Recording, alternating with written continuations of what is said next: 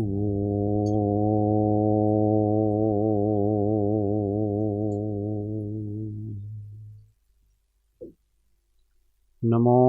अरिहन्ताणं नमो सिद्धाणं नमो आयर्याणं नमो उवज्जायाणं नमो लोये सव्वसाहुणं तेसो पञ्चणमुकारो सव्वपावपणासण मङ्गलाणं च सव्वेसिं पडमं हवै मङ्गलम्। ॐ नमो अरिहन्ताणम्। महादेव्या कुक्षिरत्नं शब्दजितर्वात्मजं राजचन्द्रमहं वन्दे तत्त्वलोचनदायकं प्रभुतत्त्वलोचनदायकम्। परात्पर गुरुवे नमः। परम्पराचार्य गुरुवे नमः। परम गुरुवे नमः। साक्षात् प्रत्यक्ष सद्गुरुवे नमो नमः। अनंत अनंत भाव भेद थी भरेली भली अनंत अनंत नाय निक्षेपे व्याख्यानी छे सकळ जगत गीत कारिणी हारिणी मोह तारिणी भवाब्धि मोक्ष चारिणी प्रमाणी छे उपमा आप्यानी जेने तमारा खवीते व्यर्थ आपवाथी निज मति मपाई में मानी छे अहो राज चंद्र बाळ ख्याल नथी पामताय जिनेश्वर तणी वाणी जाणी तेणे जाणी छे गुरुराज तणी वाणी जाणी तेणे जाणी छे।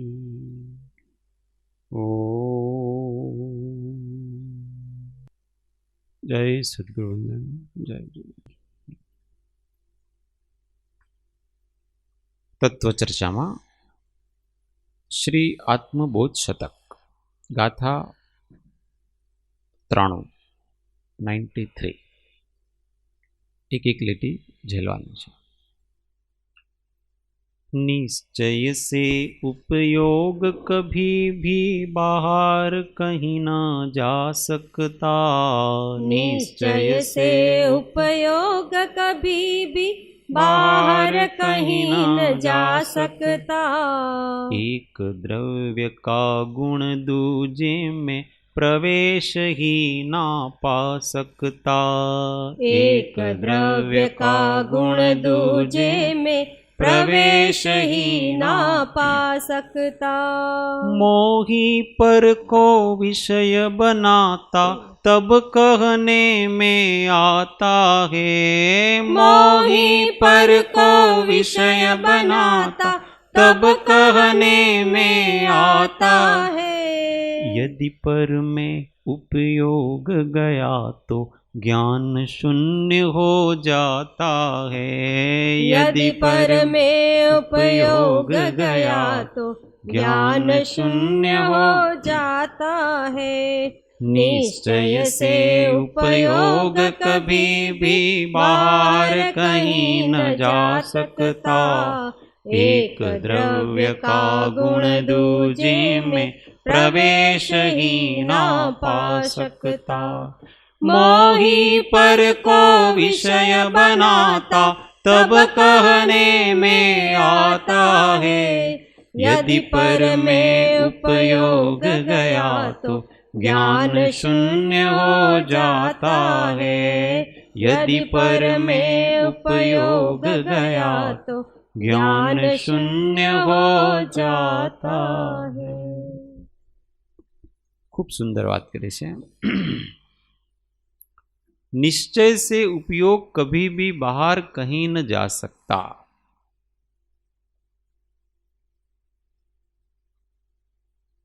मासी समझाओ जरा।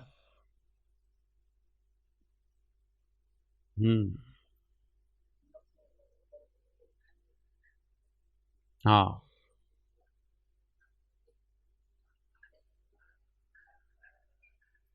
यस, वेरी गुड, ताली।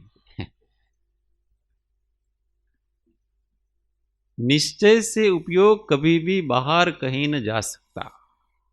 परमार्थ दृष्टि से देखते हैं तो उपयोग का मतलब ज्ञान। ज्ञान कहो, अपनी चित्तवृत्ति कहो, उपयोग कहो, ये सब एक ही। और उसके साथ दर्शन आ गया। ज्ञान दर्शन दोनों साथ होते हैं, अकेला नहीं होता है। उपयोग कहते हैं तो ज्ञान दर्शन दोनों है, पर शॉर्ट में कहना तो उसको ज्ञान ही कहते हैं, दर्शन नहीं कहते, क्योंकि दर्शन है वो केवली गम्य है। तो निश्चय से उपयोग कभी भी बाहर कहीं न जा सकता। हमारा ज्ञान कभी भी बाहर किसी भी ज्ञेय में नहीं जाता है। हम हमारे में ही रहते हैं। हम हमारे में रहते हुए ज्ञेय का ज्ञान हमको होता है। हमें जानने के लिए किसी भी परद्रव्य के सामने नहीं जाना पड़ता, पास में नहीं जाना पड़ता। वो वहां के वहां है और वो हमारे ज्ञान में आ जाता है। देखो, अभी सब यहां बैठे हैं और अपने अपने घरों में याद करें कि अपने घर में रसोई कहां है, टीवी कहां रखी है, फ्रिज कहां रखा है, और भी जो भी, तो वो सब हमको यहां बैठे बैठे हमारे ज्ञान में आ रहा है कि नहीं आ रहा है। अब हमारा ज्ञान वहां गया कि नहीं गया? गया कि नहीं गया? गया। अभी तो करे नहीं जाता है। तो हमारा ज्ञान तो कहीं नहीं गया ना, वहां दौड़ के थोड़ी चला गया ज्ञान। यहां बैठे बैठे हमारे ज्ञान में वो आ रहे हैं। जैसे ही हमने स्मरण किया तो ये ज्ञान के प्रदेश यही हैं। ज्ञान के प्रदेश, ज्ञान और आत्मा एक है। अगर ज्ञान का प्रदेश जाए तो आत्मा का भी प्रदेश जाए साथ में, क्योंकि ज्ञान और आत्मा के प्रदेश अभिन्नता है, अलग अलग प्रदेश नहीं है कि ज्ञान का प्रदेश अलग हो, वो सब जगह जाता है और आत्मा के प्रदेश वहीं के वहीं रहते हैं। ऐसा तो है नहीं। ज्ञान और आत्मा एक ही वस्तु है।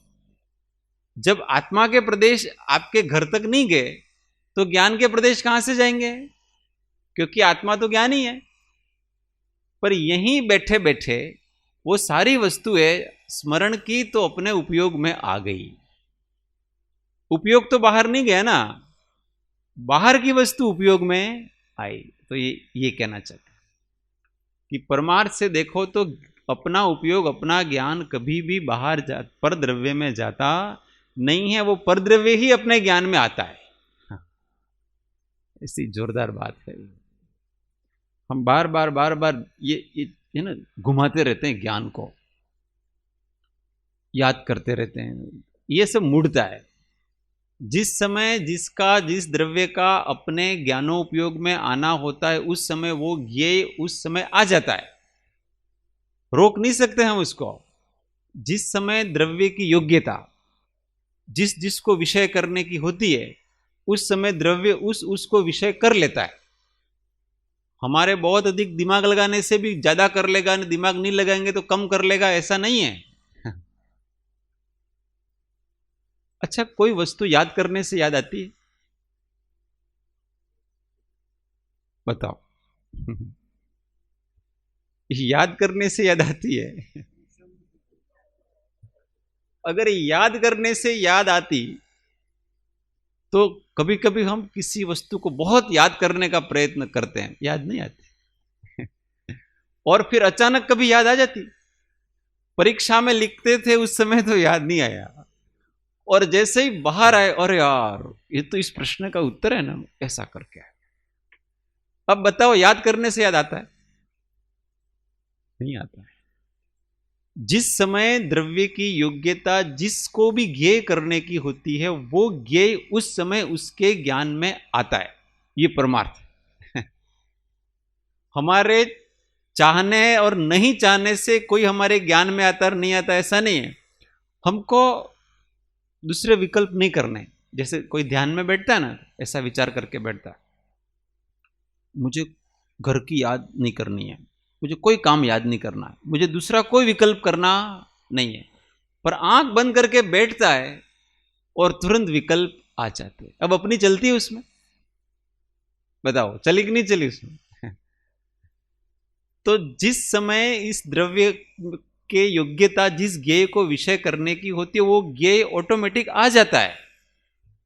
हमारा काम क्या?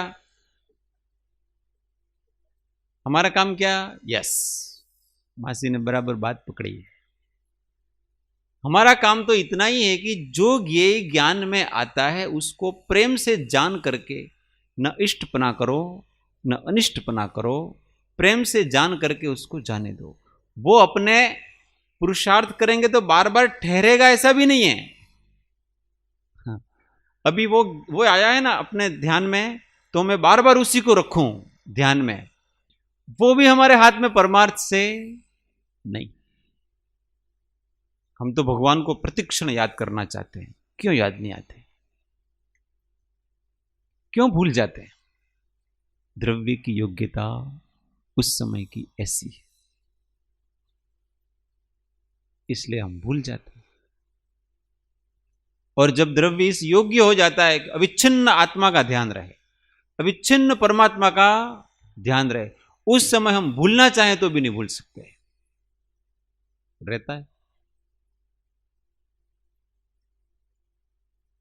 तो इसका अर्थ ये नहीं है कि परमार्थ को जान करके व्यवहार पुरुषार्थ नहीं करें।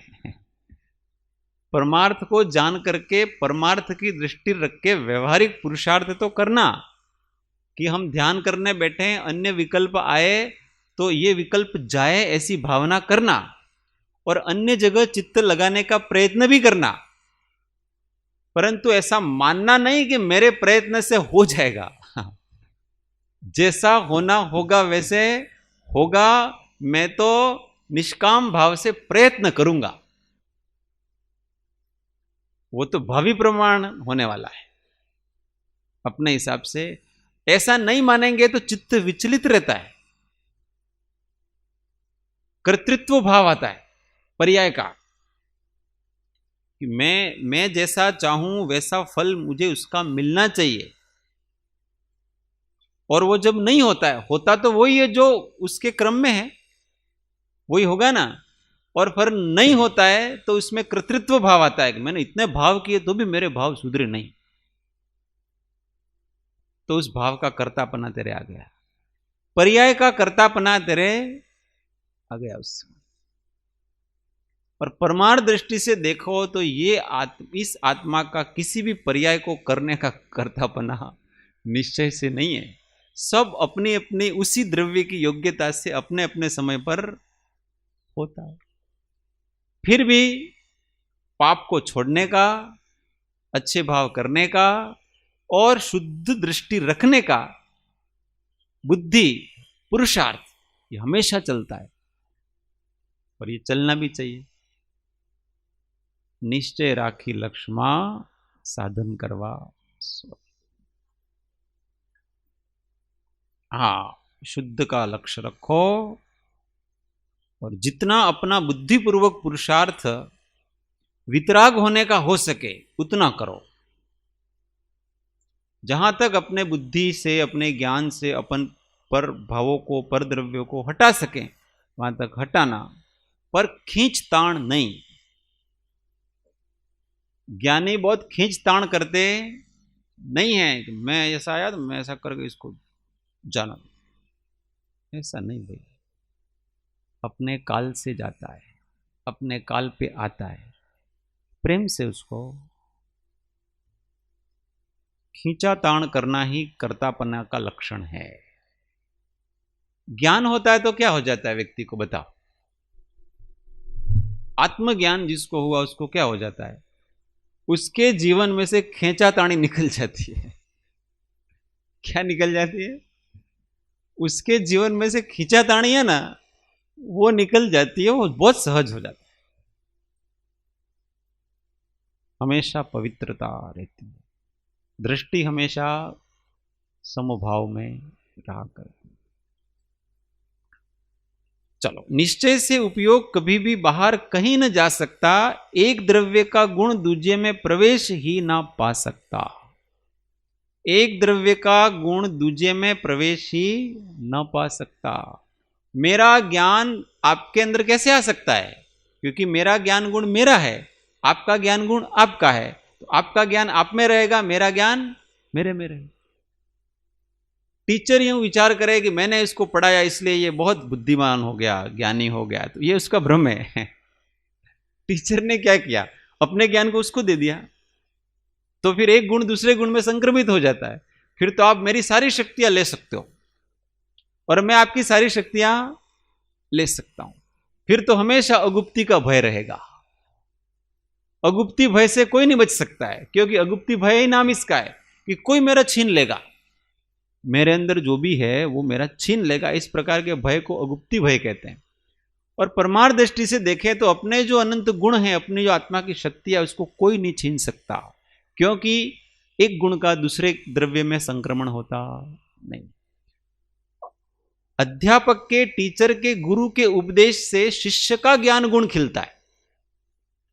गुरु ने ज्ञान नहीं दिया है, गुरु ने उसको भूमिका दी है, उसका ज्ञान खिले, ऐसी बोध दे करके उसको भूमिका प्रदान की, उसके आश्रय से शिष्य ने अपना ज्ञान खिलाया। उसका ये वो, गुरु का नहीं है। पर व्यवहार में ऐसा कहा जाता है कि व्यवहार में जो निमित्त होता है ना, उसके ऊपर आरोप आता है और उसी को हम श्रेय देते हैं कि आपके कारण से मेरा ऐसा हुआ, परंतु उसका ज्ञान हमारे अंदर नहीं आया। नहीं तो अगर मेरा ज्ञान आपके अंदर आने लगे तो मेरा ज्ञान धीमे धीमे कम होने लगे और बाकी का बढ़ने लगे, ऐसा ही है ना। पर यहां ऐसा नहीं। सरस्वती के भंडार की बड़ी अपूर्व बात, जो जो खर्चे त्यों बढ़े, बिन खर्चे घटी जात। ये तो जैसे जैसे देते हैं ना, उसके भी ज्ञान गुण खिलता है, सामने वाला का भी ज्ञान खिलता है। ऐसे कोई भी, हम किसी को, हमारे मन में प्रेम की भावना हुई तो, और इससे सामने वाले में भी प्रेम की भावना आती है, तो इससे हमारा प्रेम बढ़ा के कम हुआ? हमारा भी बढ़ा, उसका भी बढ़ा। हम किसी के ऊपर दया करते हैं तो हमारे अंदर दया भाव है, तो सामने वाले में भी दया भाव वो आएगा। इसलिए सामने वाले को सुधारना है तो वो भाव अपने अंदर लाओ, ऑटोमेटिक सामने आ जाता। एक द्रव्य का गुण दूजे में प्रवेश ही ना पा सकता, मोही पर को विषय बनाता तब कहने में आता है। ये मोही जीव है, जब किसी भी परद्रव्य को विषय बनाता है तब ऐसा कहने में आता है कि इसका ज्ञान उसमें गया। देखो, उसका ध्यान, उसका चित्त, तेरा चित्त उसमें लग रहा है, अभी तेरे चित्त को हटा और वापस अपने अंदर ले जा। तो वो मोही जीव है, वो राग करता है। उस समय ऐसा, वास्तव में उसका ज्ञान वहां नहीं चला गया है, वास्तव में उसका ज्ञान उसके निमित्त से रागी हो गया है। समझ में आ रही बात? हाँ, जैसे मित्र है तो मित्र के प्रति गया, तो वास्तव में वो मित्र में नहीं गया उसका ज्ञान, उस मित्र के निमित्त से राग उत्पन्न हुआ है और उसका ज्ञान कहां रम रहा है? अपनी राग रूप जो पर्याय है, परिणति है, उसमें रम रहा है। और राग की पर्याय कहां उत्पन्न होती है? सामने वाले में उत्पन्न होती है कि अपने अंदर उत्पन्न होती है? वो तो अपने अंदर ही उत्पन्न होती है, इसलिए वो ज्ञान अपने में ही रहा। कहा ऐसा जाता है कि देखो उस तरफ मत देखो, तुम्हारा ध्यान वहां लगा हुआ है, तुम अबे उसमें डूबे हुए हो। देखते हैं ना कभी कभी, कोई टीवी देखते हैं वगैरह, डूब जाता है व्यक्ति, लट्टू हो जाता है, उसको पूछो वो एक मेघ हो जाता है। तो भी उसका ज्ञान का एक भी अंश उस टीवी के दृश्य में नहीं। कहां है? उस दृश्य के निमित्त से आपके अंदर जो राग उत्पन्न हुआ है अथवा द्वेष उत्पन्न हुआ है, कोई भी उत्पन्न हो, जो भी भाव उत्पन्न हुआ है, उस भाव में सारा ज्ञान है, और वो तो अपने अंदर ही। इसलिए ऐसा कहा जाता है, मोही विषय करता है तो कहा जाता है कि इसका ज्ञान इसके अंदर चला गया, बाकी किसी का ज्ञान किसी में जाता, और ज्ञान भी नहीं जाता है, सुख भी नहीं जाता है। हम किसी को अपना थोड़ा सा सुख दे देंगे तो कम हो जाएगा, हमारा नहीं हो जाएगा, और हमारा दुख भी नहीं जाता है। हम किसी को दुख देना चाहे तो वो दुखी हो जाता है, वो तो अपने परिणाम से दुखी होगा। इसलिए किसी का कोई जाता आता नहीं। क्यों फालतू में कर्तृत्व लेते हैं? यदि पर में उपयोग गया तो ज्ञान शून्य हो जाता है। हाँ, अगर अपना उपयोग पर में चला गया तो आत्मा तो उससे शून्य हो गया, दूसरे में चले गए हम, हमारा आत्मा ही दूसरे में हो गई तो शून्य हो गए। फिर तो हम आत्मा नहीं रहे, हम क्या हो गए? जड़ हो गए। ये टेबल, ये कुर्सी, माइक, ऐसी तरह हम जड़ हो जाते हैं। और आत्मा कभी जड़ होता नहीं। क्यों? क्योंकि उसकी शक्ति है, चिति स्वभाव है उसका। आत्मा की अनंत शक्तियां, उसमें एक चिति शक्ति है, जिसके कारण से वो हमेशा चैतन्यमय रहता है, जड़ रूप नहीं होता। और शक्ति है वो निष्कारण है। शक्ति के लिए कोई क्यों है शक्ति ऐसी? अपने अंदर चैतन्य शक्ति क्यों है जो 3 काल में रहती है? तो वो अकारण है, क्योंकि शक्ति का कोई, शक्ति के स्वभाव को कहते हैं, और उसका कोई कारण होता अकारण है। और इसलिए अपने को चिंता नहीं करनी चाहिए कि हम कभी भी ज्ञान शून्य हो जाएंगे। ज्ञान कम हो सकता है, ज्यादा हो सकता है, शून्य नहीं हो सकता।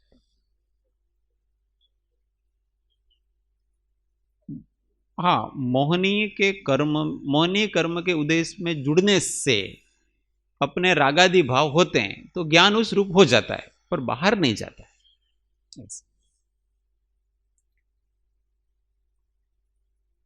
इसलिए इस जीव को जो भी करना है वो सब अंदर करना है। इसका भाव यह है कि हमें अपने आत्म कल्याण के लिए जो जो भी करना है वो सब अपने अंदर करना है, बाहर का हमें कुछ फेरफार नहीं करना है।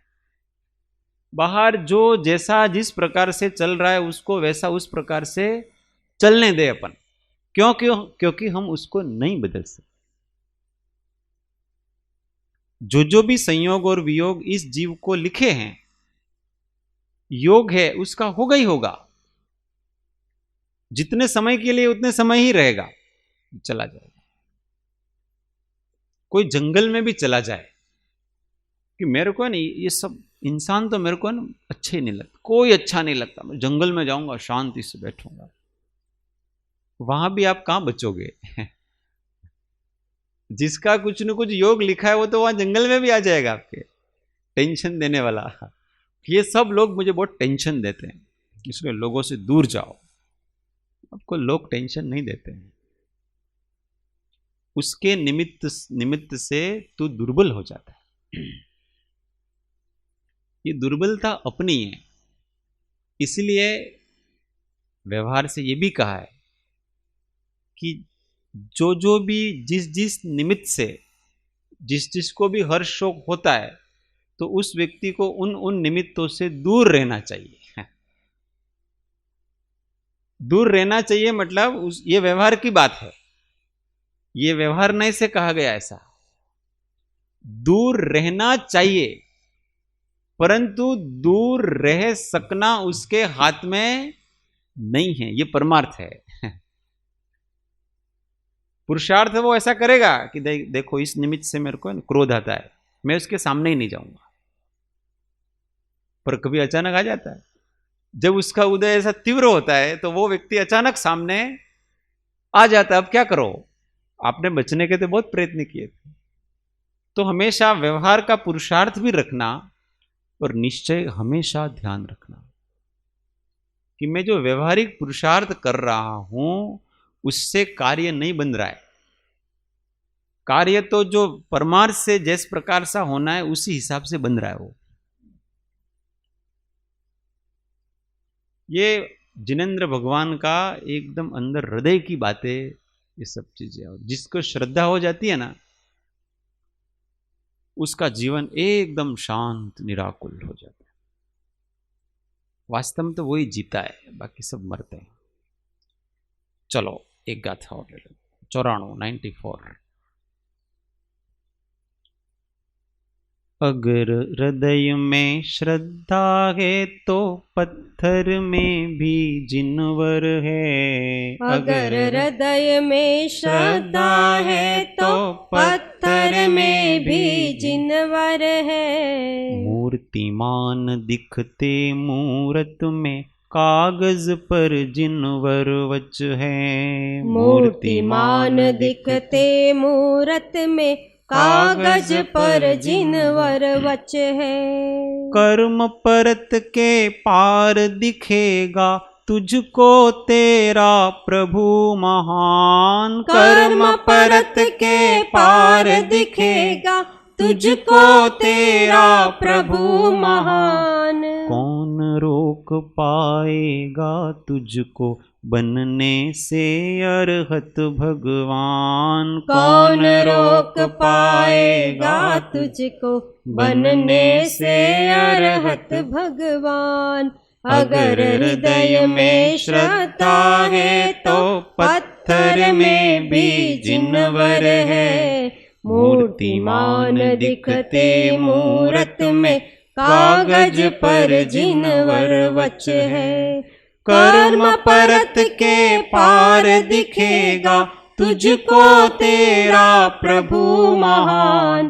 कौन रोक पाएगा तुझको बनने से अरहत भगवान। कौन रोक पाएगा तुझको बनने से अरहत भगवान। अगर हृदय में श्रद्धा है तो पत्थर में भी जिनवर है। बहुत जोरदार बात कही। ये भगवान है, वो कौन है? पत्थर है कि भगवान है? तो जिनको श्रद्धा है उनके लिए तो भगवान है, और जिनको श्रद्धा नहीं है उनके लिए तो वो पत्थर ही। हमारी श्रद्धा है वो सामने वाले में चेतना डालती है, भाव डालती है। ये स्थापना निक्षेप है। उस स्थापना निक्षेप में, उसमें मंत्र आदि के द्वारा उसमें प्राण प्रतिष्ठा की जाती है। मूर्ति की जैसे प्राण प्रतिष्ठा की जाती है ना, ऐसे तो वो मूर्ति विशिष्ट भाव पैदा करने में समर्थ होती है। हर कोई मूर्ति समर्थ नहीं होगी, परंतु जिसमें प्राण प्रतिष्ठा की है इसमें फिर उसका अतिशय बढ़ जाता है मंत्र आदि के द्वारा। तो वो वैसे भाव पैदा करने में अपने लिए उपयोगी होती है। इसलिए अपने घर में रखी हुई मूर्ति और मंदिर की मूर्ति में बड़ा अंतर होता है। मंदिर की मूर्ति जो भाव जगाने में अपने सहायकारी है, उतनी घर की नहीं होती। क्यों? क्योंकि घर में हमने विधिवत उसकी प्राण प्रतिष्ठा नहीं है, वो केवल दर्शन ही है। और यहां तो कितने लोगों की श्रद्धाएं उसमें जुड़ी हुई है, डाली हुई है, भाव डाले हैं, इसलिए वो अतिशयकारी हो जाती है। इसीलिए मंदिर में जाते ही कोई भी व्यक्ति हो, उसके भाव थोड़ी देर के लिए तो अच्छे हो जाते हैं, शांत हो जाते हैं। क्या मंदिर में तो कम से कम खोटा खोटा छोड़ो सब, चलो मैं बाहर आता हूँ, भगवान के दर्शन कराते हैं, फिर बात करते हैं, अभी छोड़ो। मतलब भगवान के दर्शन कराते हैं, ऐसा स्मरण हुआ नहीं, उसके भाव अच्छे हुए। मंदिर में जाता है सब भूल जाता है, बाहर आता है जो भी काम याद आया तो वो करेगा, तो उस मंदिर के प्रताप है। ऐसे वहां ऐसे भाव होते नहीं है। इसलिए निमित्तों का महात्मा इसलिए बताया है। घर में रह करके कुछ हद तक ही अपने भाव निर्मल हो सकते हैं, इसके बाद अपने को घर का त्याग करना पड़ता है। तो आगे की साधना वही होती है। समूह की अपनी एक मर्यादाएं हैं, सामूहिकता की अपनी एक मर्यादाएं हैं, उससे अधिक नहीं हो सकता। बाकी जो करना है वो तो अपने अकेले ही करना है। अकेले की कोई मर्यादा नहीं है, असंगता की कोई मर्यादा नहीं। असंगता कहां तक ले जाती है हमको? सिद्ध पद तक ले जाती है। सत्संग हमको असंग होने तक छोड़ देता है। जब तक तुम्हारी भूमिका असंग तक नहीं आती है तब तक सत्संग का सेवन करो, फिर वहां जाकर के वो आपको छोड़ देगा। अब मेरा काम नहीं है, अब तुम्हारा काम है, अब तुम जानो तुम्हारा काम। तब तक तो सत्संग को पकड़ के रखना पड़ता है। अगर हृदय में श्रद्धा है तो पत्थर में भी जिनवर है। मूर्तिमान दिखते मूरत में, कागज पर जिनवर वच है। मूर्तिमान दिखते मूरत में, मूर्ति में मूर्तिमान भगवान दिखते हैं।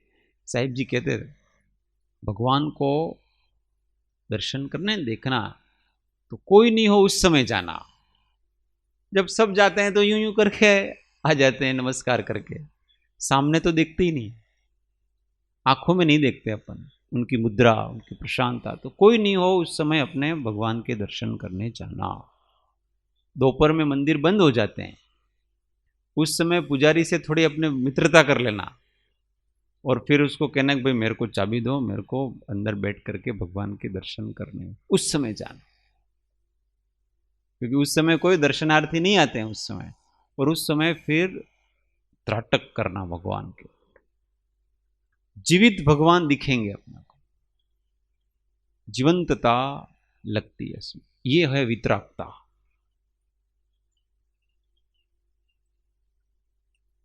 वितरागी होना है तो वितराग प्रतिमा का अवलंबन बहुत दृढ़ता से लेना चाहिए, जिसको वितराग होना है। रागी होना तो राग की लो, इसमें क्या दिक्कत है? जो भाव उत्पन्न करना है उस भाव के अनुरूप सामने प्रतिमा होनी चाहिए। किसी को राग पैदा करना है तो अपने मम्मी का फोटो ले ले, अपनी पत्नी का फोटो ले ले, अपने पति का फोटो ले ले, अपने पिता का, तो क्या भाव पैदा होगा? अपने मम्मी का फोटो देखेंगे तो हमारे क्या भाव होगा? सहज पुत्र स्नेह आएगा। पिता का लेंगे तो सहज स्नेह आएगा, अपने पति का लेंगे तो सहज वो भाव आएंगे, स्त्री पने के भाव आएंगे।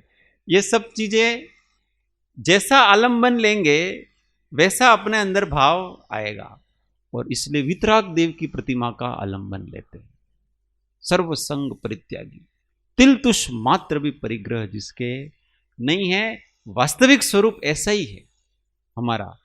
और इसलिए वितराग प्रतिमा का इतना बड़ा महत्व है।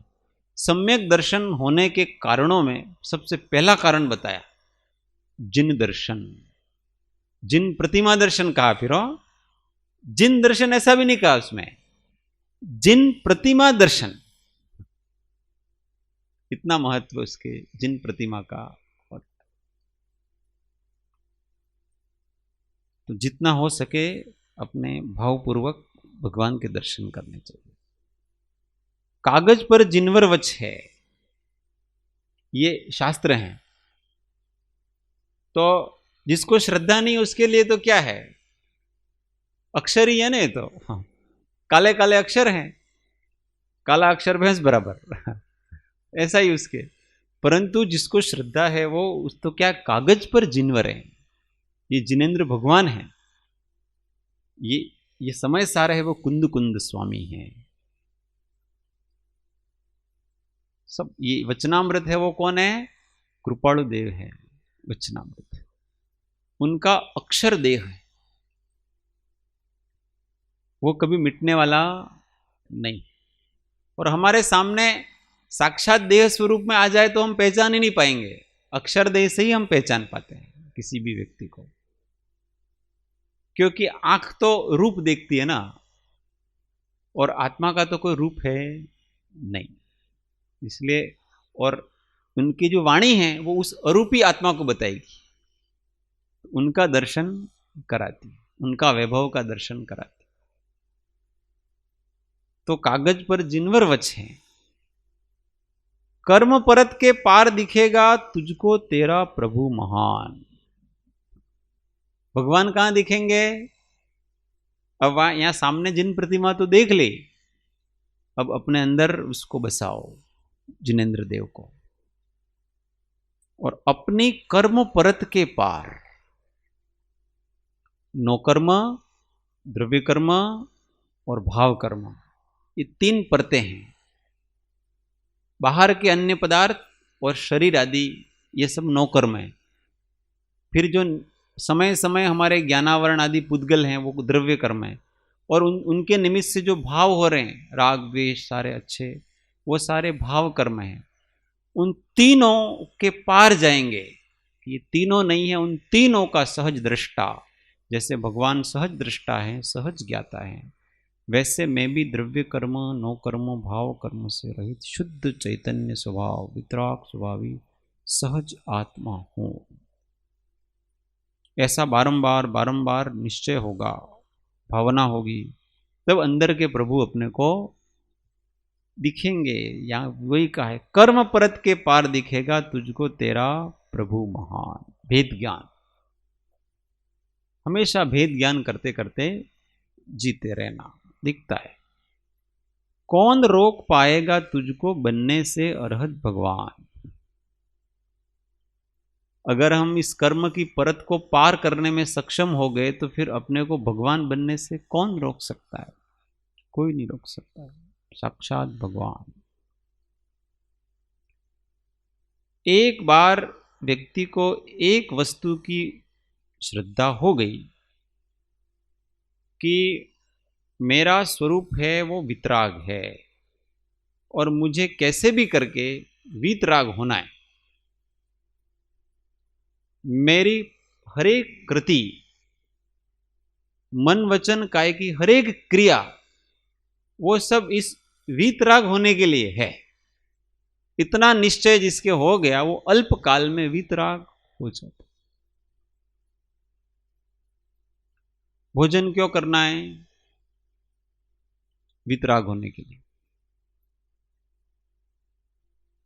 सत्संग क्यों करना है?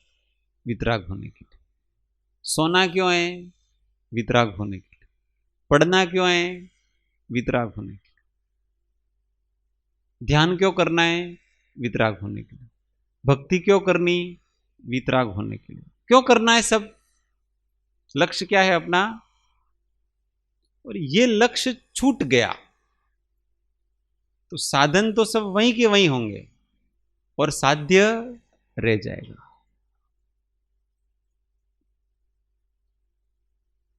इसलिए कृपालु देव ने शुरुआत में लिख दिया कि ज्यां त्यांथी राग द्वेष रहित थो ते मारो धर्म छे।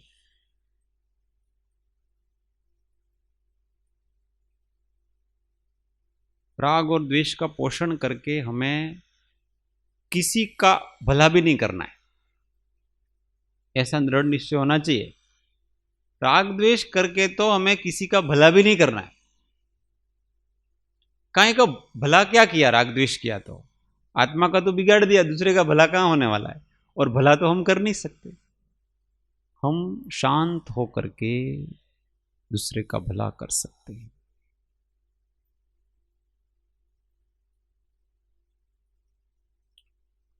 सौभाग्य भाई के आर्थिक बहुत प्रॉब्लम रहती थी, आर्थिक स्थिति बहुत खराब हो गई उनकी। ऐसी स्थिति हो गई थी उनकी कि उनको उनके घर की वस्तुएं बेच करके फिर भोजन करना पड़ता। ऐसी स्थिति सौभाग्य भाई की। तो बार बार पत्र लिख करके श्रीमद जी को कहते कि तमें कई कृपा करो। देखो उस स्टेज पे आ जाता है व्यक्ति, तब भी परिस्थितिवश याचक बन जाता है। परिस्थिति व्यक्ति को याचक बना देती है।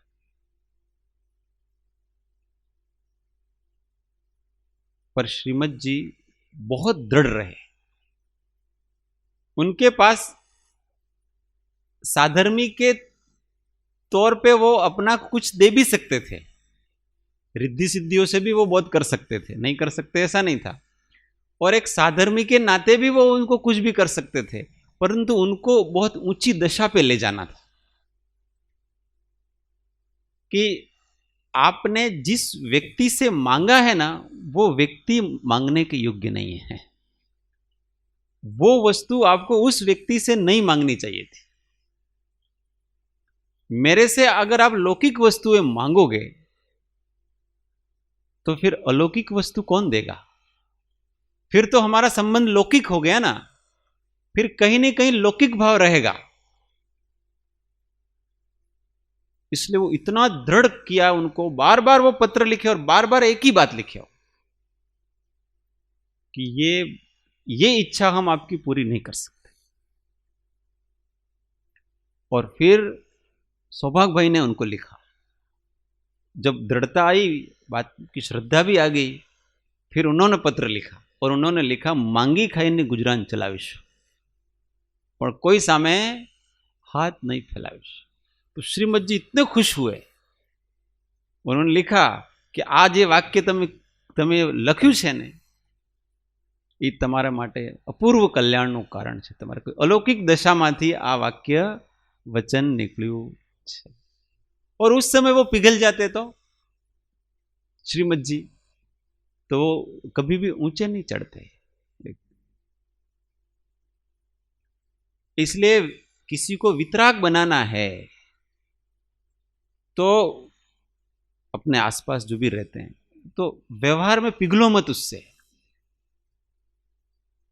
कभी कभी व्यवहारिक हो जाते हैं तो बहुत पिघल जाते हैं, उसके सामने मत पिघलो, दृढ़ता रखो, तो उसमें भी दृढ़ता आएगी। हम ही दृढ़ नहीं रहते हैं, सामने वाला का कुछ थोड़ा सा दुख देख लेते हैं तो हम उसको व्यवहारिक सहायता करने का प्रयत्न करते हैं, करना चाहिए जिसको जितना करना, परंतु मुख्य रूप से तो उसको परमार्थ का उपदेश, स्थितिकरण करना।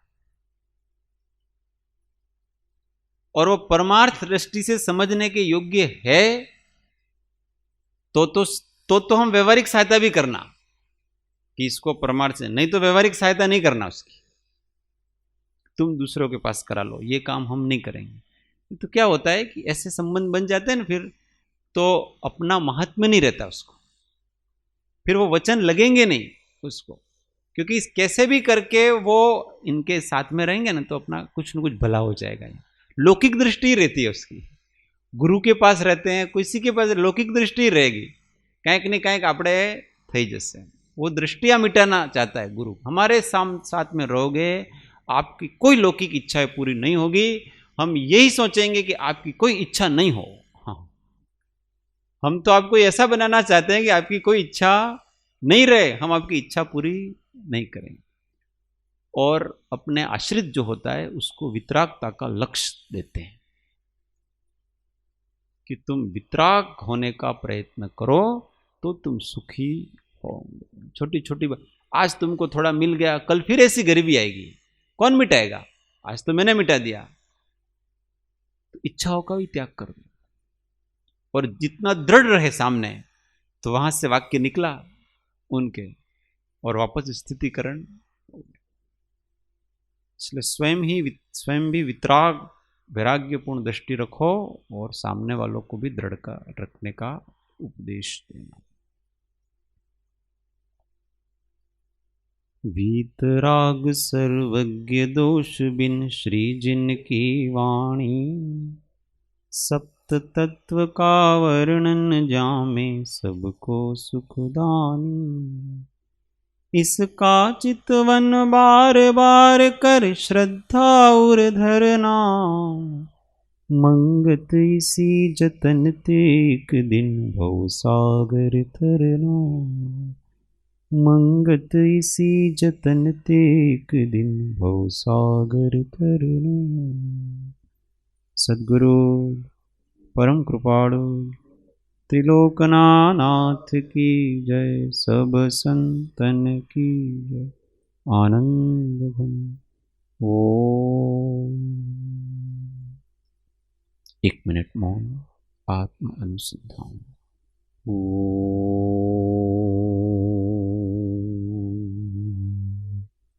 शांति शांति शांति। जय सद्गुरु।